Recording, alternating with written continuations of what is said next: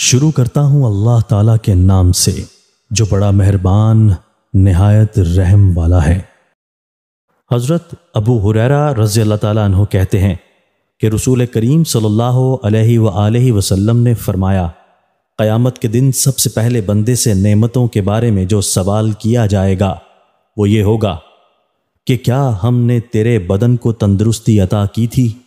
اور تجھ کو ٹھنڈے پانی سے سیراب نہیں کیا تھا؟ تشریح: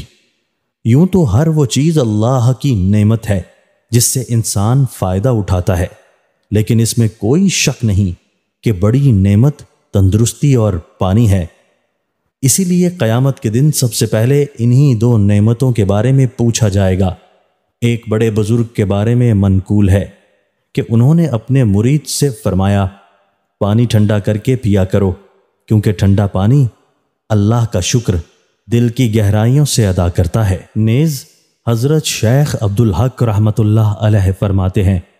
کہ مجھے اپنے والد ماجد رحمۃ اللہ علیہ کے بارے میں خوب یاد آیا ہے کہ وہ جب بھی ٹھنڈا پانی پیتے بے خود ہو جاتے، اور جب تھوڑی دیر تک اسی عالم میں بے خودی میں رہنے کے بعد اپنی حالت پر واپس آتے تو فرماتے، سبحان اللہ، یہ ٹھنڈا پانی بھی کیا چیز ہے، اور اللہ نے اس کو کتنا بہترین جوہر بنایا ہے۔ اور اسی طرح کے عالم ذوق و توحید سے متعلق کلمات ارشاد فرماتے، حاصل یہ کہ پانی بذات خود تو بہت بڑی نعمت ہے ہی، لیکن ٹھنڈا پانی جو کیف و لذات اور جو فوائد اپنے اندر رکھتا ہے، ان کی وجہ سے اس نعمت کا درجہ کہیں زیادہ بڑھ جاتا ہے۔ اور عجیب بات یہ ہے کہ قدرت نے پانی کو چیز تو ایسی عزیز اور اہم بنایا کہ زندگی کا مدار ہی اس پر ہے، لیکن عام اتنا کیا کہ اس کی کوئی قیمت نہیں۔ اس موقع پر ایک بڑی دلچسپ حکایت بیان کی جاتی ہے کہ ایک بادشاہ کسی طرف بھٹک کر کہیں اور جنگل میں پہنچ گیا اور وہاں اس کو پیاس لگی، مگر آس پاس کہیں پانی کا نام و نشان تک نہیں تھا۔ پیاس کے ساتھ اس کا اضطراب بڑھتا رہا، یہاں تک کہ مرنے کے قریب پہنچ گیا تو اچانک اس کے سامنے ایک عارف یا کوئی فرشتہ نمودار ہوا اور بولا کہ اگر میں تمہیں پانی پلا دوں تو تم مجھے کیا دو گے؟ بادشاہ نے فوراً جواب دیا کہ اپنا آدھا ملک۔ اس غیبی انسان نے اس کو پانی پلا دیا اور اس کے بعد اس کا پیشاب رک گیا۔ اس نے لاکھ چاہا کہ کسی طرح پیشاب کر لے، مگر مانراد رہا اور سخت پریشانی میں مبتلا ہو گیا۔ آخرکار پھر وہی غیبی انسان نمودار ہوا اور کہا کہ اگر میں تمہارے اس مرض کا علاج کر دوں اور تمہارا پیشاب کھل جائے تو مجھے کیا انعام دو گے؟ بادشاہ نے کہا کہ باقی آدھا ملک بھی تمہیں دے دوں گا۔ اس نے علاج کیا اور بادشاہ کا پیشاب کھل گیا۔ تب اس غیبی انسان نے کہا کہ بادشاہ سلامت، آپ اپنا ملک خود سنبھالیے،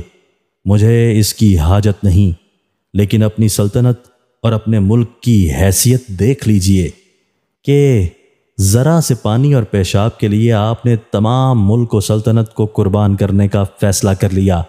لہٰذا اتنی بے حیثیت چیز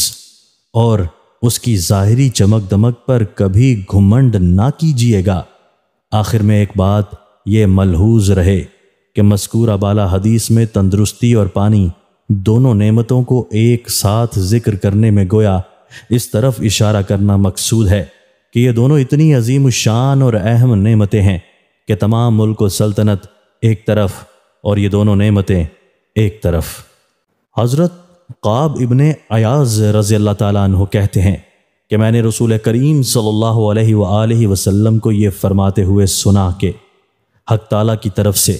ہر امت کے لیے کوئی نہ کوئی فتنہ و آزمائش ہے جس میں اس امت کے لوگوں کو مبتلا کر کے ان کو آزمایا جاتا ہے۔ چنانچہ میری امت کے لیے جو چیز فتنہ آزمائش ہے وہ مال و دولت ہے، یعنی اللہ تعالیٰ میری امت کے لوگوں کو مال و دولت دے کر یہ آزمانا چاہتا ہے کہ وہ راہ مستقیم اور حد اعتدال پر قائم رہتے ہیں یا نہیں۔ دوستو، اللہ تعالیٰ ہمیں ان احادیث مبارکہ پر عمل کرنے اور اپنی زندگیوں کو سنوارنے کی توفیق عطا فرمائے۔